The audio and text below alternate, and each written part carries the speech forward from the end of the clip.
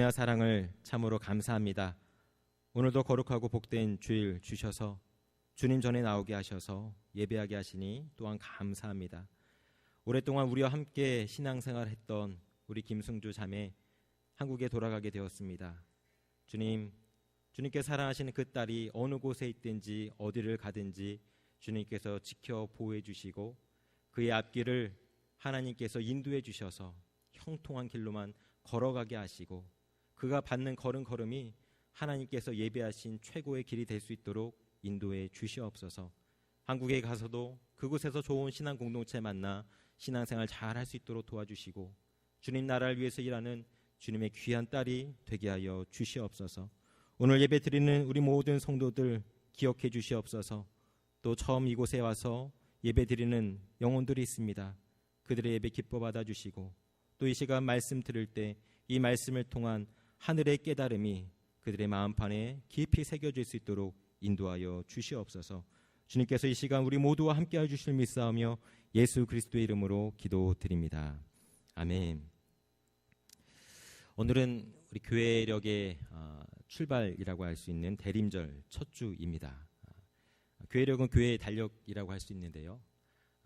우리 새해 달력은 1월부터 시작하지만 우리 교회의 달력은 우리 대림절로부터 시작이 됩니다.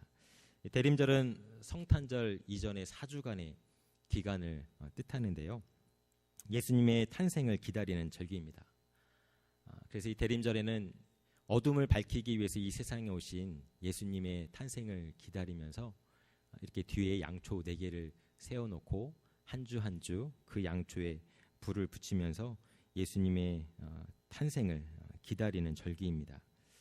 교회는 아주 오래전부터 이 대림절 기간이 되면 모든 교인들에게 금식을 선포하고 회개의 삶을 살 것을 권고했습니다. 예수님이 탄생하신 성탄절을 기다리면서 경건의 시간을 갖도록 하였던 것이죠.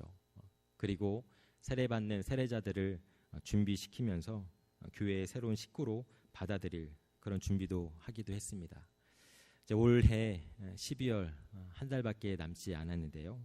대림절과 맞물려 있는 이 연말의 시간 주님께 더 기도하고 또 말씀 가운데 나아갈 수 있기를 바랍니다. 그래서 하늘에서 내려오는 신령한 은혜를 더 맛볼 수 있는 시간이 될 수 있기를 간절히 바라해 봅니다. 오늘은 마가복음 강의 23번째 시간인데요. 너희가 먹을 것을 주라 라는 제목으로 함께 말씀을 나누고자 합니다. 얼마 전 한국 인터넷 뉴스에서 연예인들을 열렬하게 추종하는 팬들에 관한 영상을 본 적이 있습니다. 이렇게 열성적인 팬들을 가리켜서 사생팬이라고 하더라고요. 죽기 살기로 자신의 좋아하는 연예인에게 달라붙어 살아가는 팬들을 뜻합니다.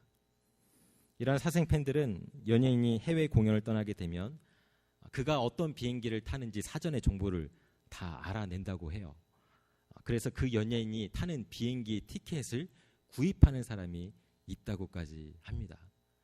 그런데 연예인들이 우리들처럼 이코노미석을 타지는 않을 거 아니지 않습니까? 아마 대부분 비즈니스석이나 1등석을 타게 될 텐데 이런 사생팬들은 이 값비싼 1등석 비즈니스석을 구입해서 그 비행기에 탄다고 이야기를 합니다. 미리 그 비행기 안에 들어가서 연예인이 오기를 기다리면서 앉아있다가 연예인이 비행기 안에 들어오면은 함께 사진을 찍고 자신이 가져온 물건에 사인을 받습니다. 이렇게 자신의 목적을 이룬 다음에는 어떻게 될까요? 같이 비행기를 타고 날아갈까요? 그렇지는 않는다고 합니다. 소기의 목적을 달성하면 비행기 밖으로 나온다고 해요. 비즈니스석이나 1등석은 비행 출발 직전에만 취소하면 아무런 페널티나 수수료가 없다고 합니다. 그래서 이러한 제도를 팬들이 악용을 하고 있는 것이죠. 팬들의 지나친 팬심은 비행기 안에서만 문제되는 것이 아니라 우리 사진에서 나와 있는 것처럼 공항에서도 큰 무리를 일으키고 있습니다. 연예인들이 해외 공연을 마치고 공항으로 돌아오게 되면 아마 이들도 사람인지라 긴 비행 시간과 해외 공연 때문에 몸과 마음이 많이 지쳐 있을 겁니다. 그래서 속히 숙소로 돌아가서 쉬고 싶은 마음이 굴뚝 같을 것인데 팬들은 이러한 연예인들의 사정을 아는지 모르는지 그냥 내버려 두지 않습니다. 공항 게이트를 점령하고 자신이 좋아하는 연인이 나오기를 기다렸다가 드디어 게이트에 도착하면 우르르 그 연인에게 몰려가는 것이죠. 그래서 원하지 않아도 강제로 사진을 찍고 또 수많은 물건에 사인을 요구하는 이런 일들을 사생 팬들이 벌이고 있다고 합니다. 극성도 이런 극성이 없는 것이죠. 그런데 이와 유사한 모습이 2000년 전 팔레스타인 지역에서도 벌어졌다는 겁니다. 당시대 최고 슈퍼스타였던 예수님은 가는 곳마다 사람들을 몰고 다녔습니다. 오늘 본문에서 예수님과 제자들은 전도 사역을 마치고 돌아왔습니다. 이제 잠시 쉼을 갖고자 했죠. 그래서 배를 타고 한적한 곳으로 나아가고자 했습니다. 그런데 이들은 쉬는 것도 마음대로 할 수가 없었습니다. 왜냐하면 예수님의 가르침을 듣고 또 예수님의 기적을 맛보고 싶은 수많은 사람들이 계속해서 몰려왔기 때문에 그렇습니다. 이 무리들은 마치 연인들을 만나기 위해서 비행기 안에서 또 공항 안에서 간절히 기다리는 것처럼 예수님을 만나기를 간절히 사모했습니다. 그런데 예수님은 이들을 귀찮고 성가신 존재로 여기지 않았다는 점입니다. 예수님의 평범한 소시민들이 왜 자신에게 몰려오고 있는지 그 분명한 이유를 알고 있었기 때문입니다. 그래서 예수님이 이들과 함께 지내면서 말씀을 가르치시고 기적을 베풀어 주었습니다. 오늘 본문은 우리가 너무나도 잘 알고 있는 오병이어 기적이 나타나고 있는 그 본문입니다. 마태, 마가, 누가, 요한복음에서는 예수님의 이적과 기적 이야기가 상당히 많이 등장합니다. 그런데 똑같은 기적이 이 네 복음서에 동일하게 등장하는 경우는 그리 많지 않습니다. 마가와 마태복음에 등장하는 기적이 누가와 요한복음에 등장하지 않는 경우가 많다는 겁니다. 그런데 이 오병이어 기적은 비록 그 세부 내용은 약간씩 다르지만 사복음서 모두에 공통적으로 등장하고 있는 유일한 기적 이야기입니다. 네 개의 복음서에 등장하고 있다는 것은 그만큼 이 기적이 중요한 사건이었음을 의미한다고 볼 수 있습니다. 신앙인들 중에는 성경에 등장하는 예수님의 기적을 읽으면서 도대체 과학 문명이 발달한 오늘날 이 시대에 이 기적을 믿어야 하는지 말아야 하는지 깊은 고민에 빠지는 사람들이 있습니다. 물론 이런 기적 이야기가 자연스럽게 받아들여진다면 그것은 참으로 감사한 일입니다. 하지만 이 기적 이야기가 믿겨지지 않는다면 그것 또한 어쩔 수 없는 일이죠. 믿기지 않는 것을 애써 노력하면서 믿는 척 할 필요는 없다는 것입니다. 하지만 기적을 믿느냐 믿지 않느냐 하는 것보다 더 중요한 것이 있는데 그것은 이 기적의 의미가 무엇인지 제대로 아는 것입니다. 사실 예수님은 수많은 기적을 행하셨지만 단지 기적을 위한 기적을 행하셨던 적은 한 번도 없습니다. 단지 사람들을 놀래키기 위해서 기적을 행했던 적이 없다는 것입니다. 예수님의 수많은 기적 속에는 다 이유가 들어있고 숨은 의도가 있었습니다. 따라서 예수님의 기적은 마치 무엇인가를 가리키고 있는 이 손가락과 같은 것이라고 할 수가 있습니다. 우리는 이 손가락에 집중하는 것이 아니라 그 손가락이 가리키고 있는 대상에 집중해야 한다는 것이지요. 그렇기 때문에 예수님의 손가락이 예쁘거나 못생겼다거나 진짜 손톱 같다거나 가짜 손톱을 붙였다거나 이런 것을 논하는 것은 부질없는 일입니다. 우리는 성경을 읽을 때 예수님의 손가락이 아니라 그 손가락이 가리키는 대상이 무엇인지 그것이 어떤 의미가 있는지 그 대상에 집중하면서 읽을 수 있어야 됩니다. 그렇게 할 때 성경에 나타난 수많은 기적들이 오늘날 우리들에게 의미 있는 사건으로 다가올 수가 있는 것이지요. 여러분 그렇다면 오병이어 기적은 우리에게 무엇을 보여주려고 했던 것일까요? 우리에게 무엇을 알려주고자 예수님은 이러한 기적을 일으키셨던 것일까요? 그 기적의 올바른 의미를 알기 위해서 함께 이 기적 이야기 속으로 들어가 보면 좋겠습니다. 예수님이 휴식을 취하러 가는 도중 만났던 수많은 사람들을 모른 척하지 않았다고 했습니다. 몸이 피곤했기 때문에 이 무리들이 귀찮을 법도 했는데 이들을 물리치지 않았습니다. 그 이유가 34절에 나와 있습니다. 34절의 말씀을 다 같이 한번 읽어보겠습니다. 예수께서 나오사 큰 무리를 보시고 그 목자 없는 양 같음으로 인하여 불쌍히 여기사 이에 여러 가지로 가르치시더라. 목자 없는 양이라고 하는 표현은 지도자나 왕이 없는 이스라엘 상태를 설명할 때 사용하는 성경적인 표현입니다. 당대 유대 사회에서는 따를 만한 지도자가 없었습니다. 물론 지도자 자체가 없었던 것은 아닙니다. 종교 지도자도 있었고 정치 지도자도 있었습니다. 그들에게는 헤롯 왕이라고 하는 정치 지도자를 가지고 있었는데, 그런데 이 헤롯 왕은 백성들의 삶의 수준을 높여주고 더 풍요로운 삶을 가져다 주는 데는 아무 관심이 없었습니다. 이 사람의 관심은 오직 자기 자리를 유지하는 것뿐이었습니다. 그래서 그는 백성들을 위해서 수고하고 희생하고 섬기기보다는 자신의 자리를 좌지우지할 수 있는 로마 총독이나 로마 고위 관료들에게만 아부하는 삶을 살아왔습니다. 당시 종교 지도자들도 별반 다를 바가 없었습니다. 바리새인과 사두개인들은 백성들의 영적인 갈급함을 채워주기에는 자격 미달이었습니다. 이들이 잘하는 것은 사람들을 정죄하는 것뿐이었습니다. 너 그렇게 살면 안 돼. 그건 하나님 앞에서 죄야. 너 회개해야 돼. 너 똑바로 살아. 도저히 율법을 지킬 수 없는 상황 속에 있던 사람들에게 유대 종교 지도자들은 끊임없이 죄책감만 불러 일으켰습니다. 백성들에게 무엇이 참된 영성 생활이고 어떻게 하나님과 교제 나누는 그 즐거움을 누릴 수 있는지에 대해서는 가르쳐주지 않으면서 말입니다. 이처럼 올바른 지도자가 부재한 상황 속에 있었기 때문에 당대 일반 백성들은 방황하는 삶을 살았습니다. 믿고 따를 만한 정치 지도자, 종교 지도자 없이 그저 방황하는 그런 힘든 삶을 살아왔던 것입니다. 예수님은 바로 이러한 유대인들의 모습이 너무나도 안타까웠습니다. 목자 없는 양, 그런 사람들이 고아처럼 여겨졌던 것이죠. 그래서 그들을 불쌍히 여기는 마음을 가졌다라고 이야기하고 있습니다. 예수님은 이런 사람들을 불쌍히 여기셨습니다. 여러분, 이 불쌍히 여기다는 말이 굉장히 중요합니다. 이 단어를 원어로 보면 스플랑크 니조마이라는 긴 단어로 되어 있습니다. 이 단어의 어원을 살펴보면 창자, 내장, 간장이 끓다 이런 의미가 들어 있습니다.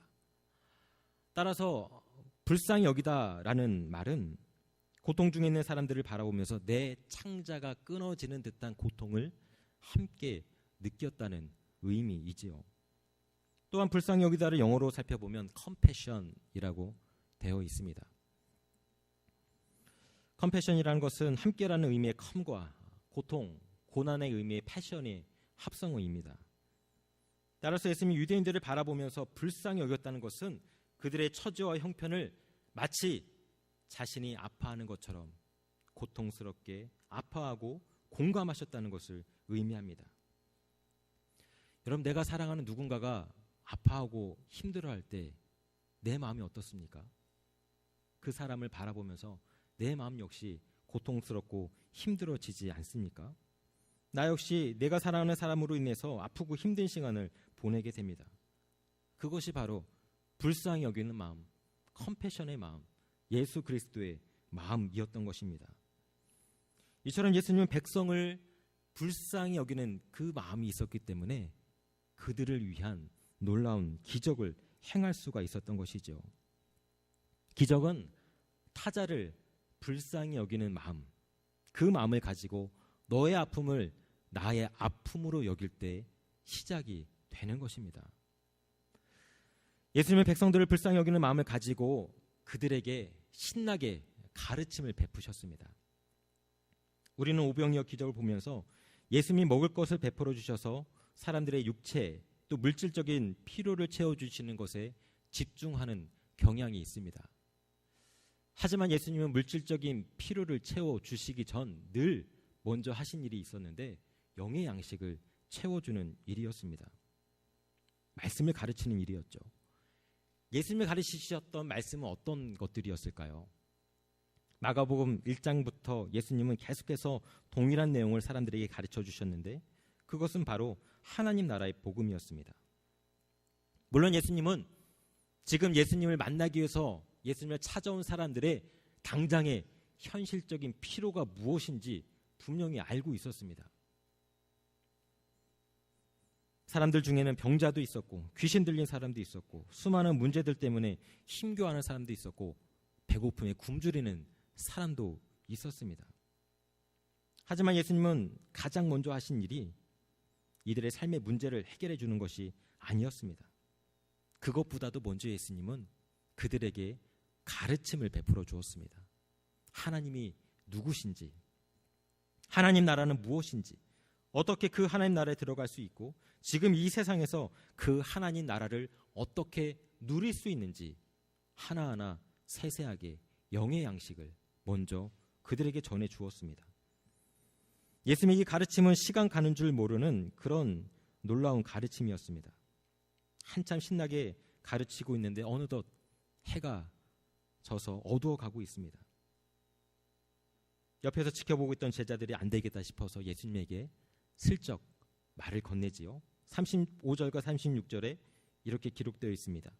때가 저물어 가매 제자들이 예수께 나와 여짜오되 이곳은 빈들이요 날도 저물어 가니 무리를 보내어 두루 촌과 마을로 가서 무엇을 사 먹게 하옵소서.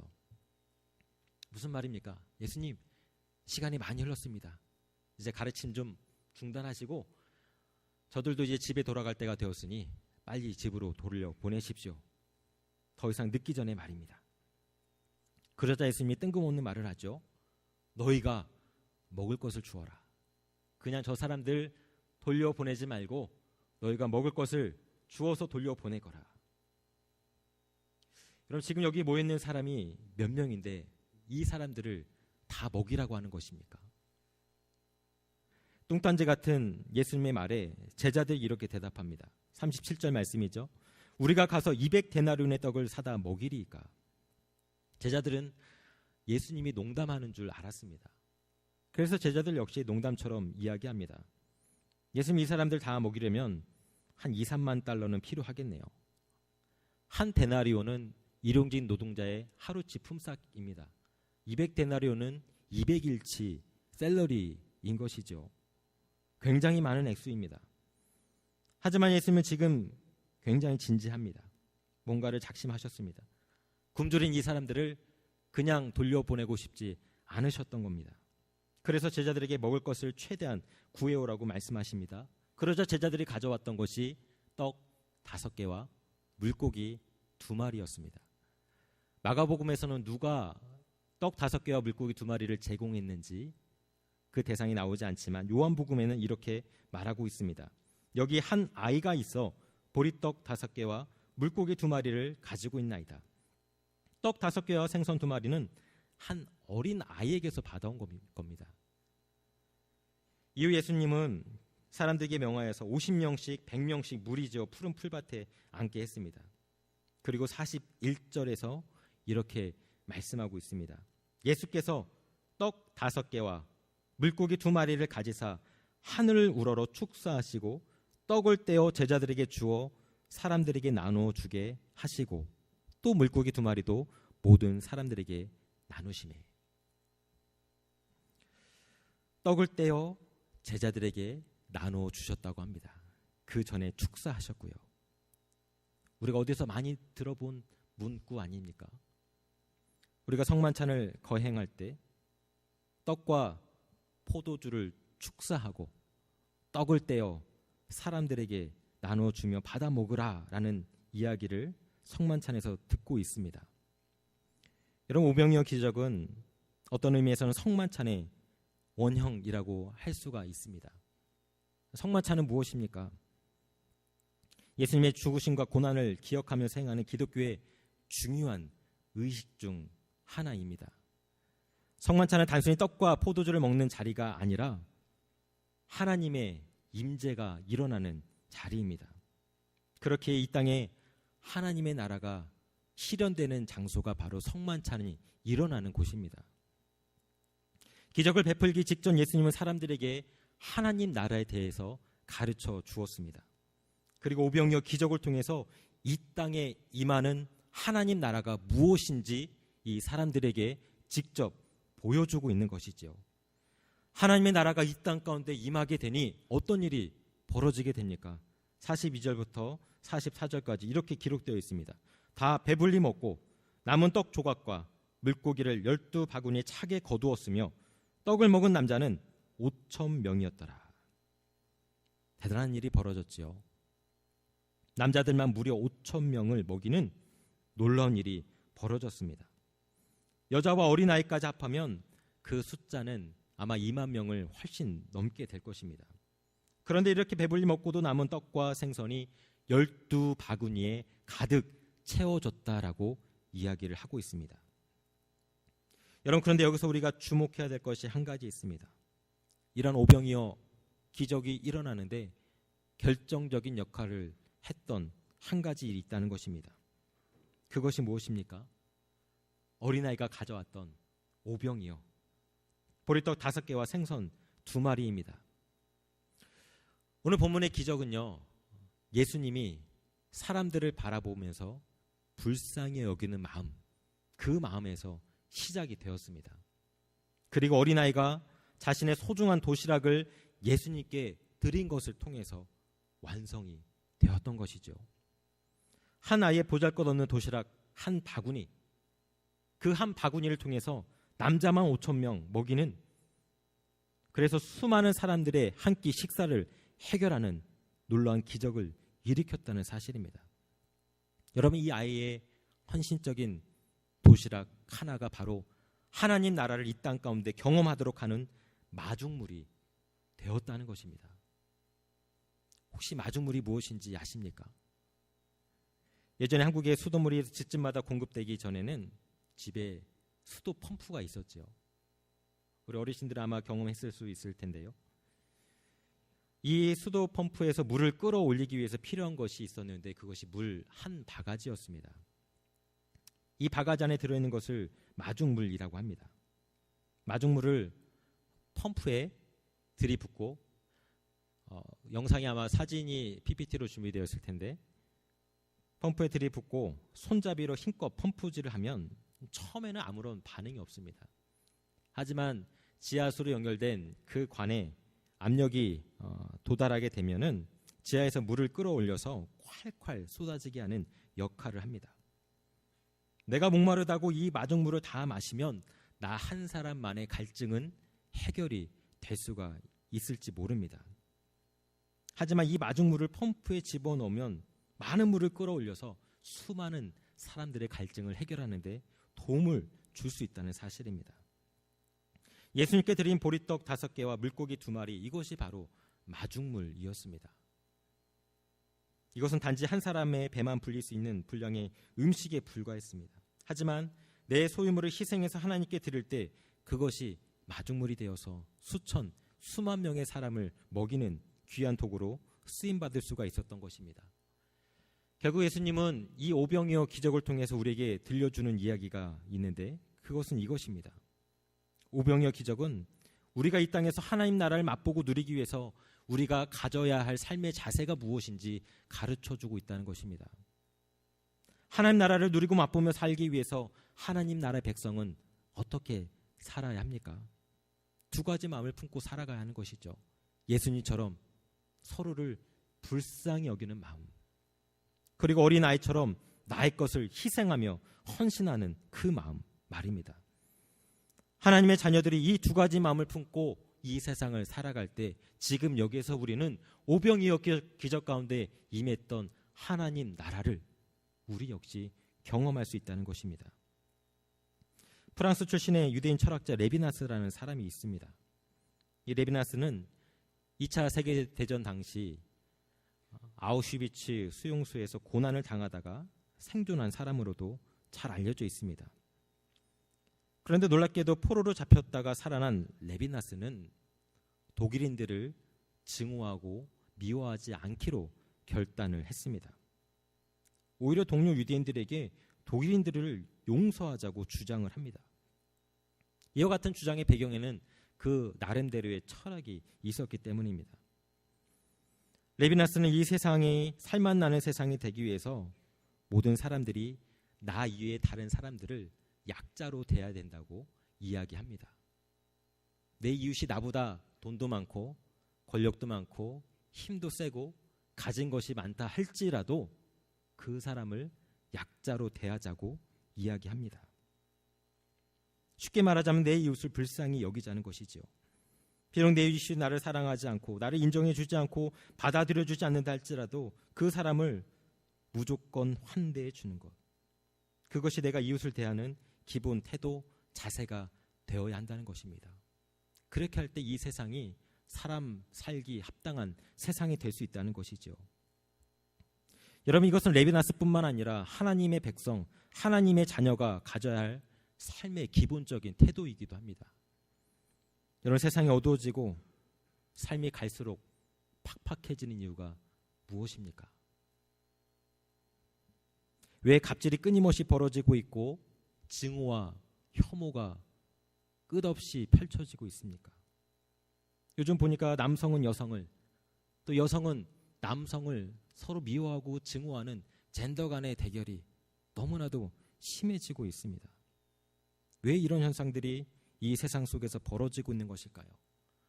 서로가 서로를 불쌍히 여기는 그 마음을 잃었기 때문은 아닐까요? 교회 안에서 때때로 왜 서로에 대해서 감정이 상하고 왜 분란과 싸움이 생겨납니까? 서로를 불쌍히 여기는 그 마음을 잃었기 때문일 것입니다. 여러분, 상대방을 약자로 여길 수 있어야 됩니다. 불쌍히 여길 수 있어야 됩니다. 컴패션의 마음을 가지고 상대방의 아픔을 나의 아픔으로 공감할 수 있어야 합니다. 여러분, 그렇게 불쌍히 여기는 마음을 가지고 상대방을 품어줄 때 우리는 그 순간 이 땅에 임하는 하나님 나라를 경험하게 된다는 것입니다. 그 불쌍히 여기는 마음과 더불어 우리들이 가져야 될 것, 그것이 바로 희생하는 마음, 헌신하는 마음입니다. 어린아이가 자신의 소중한 도시락을 희생하고 헌신했던 것처럼 말입니다. 하나님의 나라는 자기 주장이 강한 사람을 통해서 이루어지는 것이 아닙니다. 여러분, 사람들 간의 관계가 피곤해지는 이유가 무엇입니까? 부부관계가 소원해지고 연인 사이가 틀어지고 친구 사이가 멀어지는 이유가 무엇입니까? 내가 희생하거나 헌신하지 않고 내 주장만 하고 있기 때문이 아니겠습니까? 내가 한 번 더 희생하고 내가 한 번 더 헌신하기보다 좀 더 내가 많은 것을 누리고 좀 더 내가 편해지고 싶은 마음이 나를 지배할 때 관계는 파괴되는 것이고 거기에서부터 지옥이 시작되는 것입니다. 하나님 나라 중심에는 희생이 있습니다. 헌신이 있습니다. 내가 가진 것, 그것을 희생하며 헌신할 때 하나님의 나라는 지금 여기에서 시작될 수 있다는 사실입니다. 이제 말씀을 마치겠습니다. 오병이어 기적을 통해서 예수님은 단순히 사람들에게 한 끼 배불리 먹을 수 있는 음식을 주고자 했던 것이 아닙니다. 예수님이 이 기적을 통해서 하나님 나라 백성의 삶의 원리에 대해서 가르쳐 주고자 했습니다. 첫째는 불쌍히 여기는 마음, 둘째는 희생과 헌신의 마음을 갖는 것입니다. 하나님의 나라는 이 두 가지 마음을 가지고 있는 사람들을 통해서 이 땅 가운데 이루어질 수 있다는 것입니다. 성경에 일어난 기적이 진짜냐 가짜냐를 논하는 것은 부질없는 일입니다. 이 기적을 나는 믿겠다고 또 믿지 않겠다고 이야기하는 것도 의미 없습니다. 이것들보다 더 중요한 것은 이 기적이 우리에게 가르쳐주는 정신을 실천할 수 있느냐 없느냐 하는 것입니다. 예수님은 기적을 일으키시기 직전 제자들에게 말씀하셨습니다. 너희가 먹을 것을 주어라. 하지만 예수님은 제자들은 예수님의 말씀에 순종할 수가 없었습니다. 예수님의 의도가 무엇인지 당시에는 깨닫지 못했기 때문에 그렇습니다. 오늘 이 기적에 관한 이야기를 들은 우리들에게 예수님은 다시 말씀하고 있습니다. 이제 너희가 먹을 것을 주어라. 우리는 제자들과 달리 예수님이 원하시는 것이 무엇인지 그분의 의도를 깨달았습니다. 그리고 우리는 이미 예수님이 나를 불쌍히 여기시며 나를 위해서 희생해 주셨음을 경험한 사람들입니다. 그렇다면 이제 우리가 예수님으로부터 받은 이 모든 것들을 이웃에게 전해줘야 할 차례입니다. 우리는 나의 삶의 자리에서 다른 사람을 불쌍히 여기는 마음, 그리고 그를 위해서 희생하고 헌신하고자 하는 마음을 가지고 이 세상을 살아갈 수 있어야 합니다. 그렇게 할 때 우리가 서 있는 곳이 어떤 곳이든지 간에 그곳을 하나님 나라로 만들어 갈 수가 있다는 것입니다. 사랑하는 성도 여러분, 우리 이웃에게 하나님으로부터 받은, 그리스도 예수로부터 받은 사랑과 희생을 나눠주는 삶을 살 수 있기를 바랍니다. 그렇게 할 때 우리들의 매일매일 삶 속에서 오병이어 기적을 경험하는, 하나님 나라를 경험하는 우리 모두가 될 줄로 믿습니다. 함께 기도하겠습니다.